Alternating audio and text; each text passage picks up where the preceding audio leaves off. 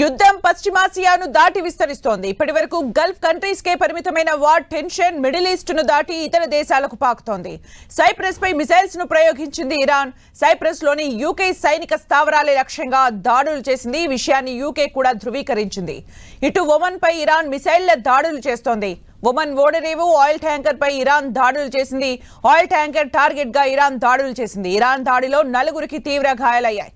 Hormuz జలసంధి సమీపంలోని oil tanker పై దాడి చేసింది. ఆయిల్ ట్యాంకర్ లో సిబ్బందిని ఖాళీ చేయించారు అధికారులు. దాడుల్ని ఖతార్ ఖండించింది. ఆయిల్ ట్యాంకర్ లో 15 మంది భారతీయులు ఉన్నట్లు తెలుస్తోంది. ఇక యుఏఈ పై కూడా ఇరాన్ భీకర దాడులు చేస్తుంది. షార్జాలోని అతిపెద్ద షాపింగ్ మాల్ పై ఇరాన్ దాడి చేసింది. ఇరాన్ దాడిలో షాపింగ్ మాల్ ధ్వంసమైంది. షాపింగ్ మాల్లో భారీగా మంటలు ఎగిసిపడుతున్నాయి. షాపింగ్ మాల్లో పలువురు చిక్కుకున్నట్లు తెలుస్తోంది. ప్రస్తుతం షాపింగ్ మాల్ దగ్గర సహాయక చర్యలు కొనసాగుతున్నాయి.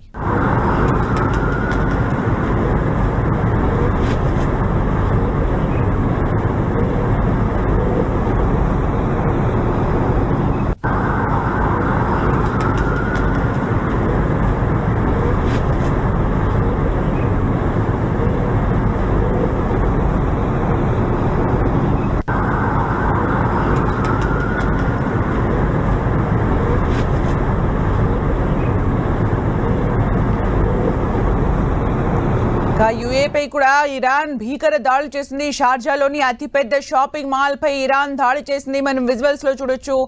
అతిపెద్ద షాపింగ్ మాల్ పైన దాడికి సంబంధించిన దృశ్యాలు మనం 10 టీవీ స్క్రీన్ పైన చూడొచ్చు. రైట్ సైడ్ బాక్స్ లో చూడొచ్చు.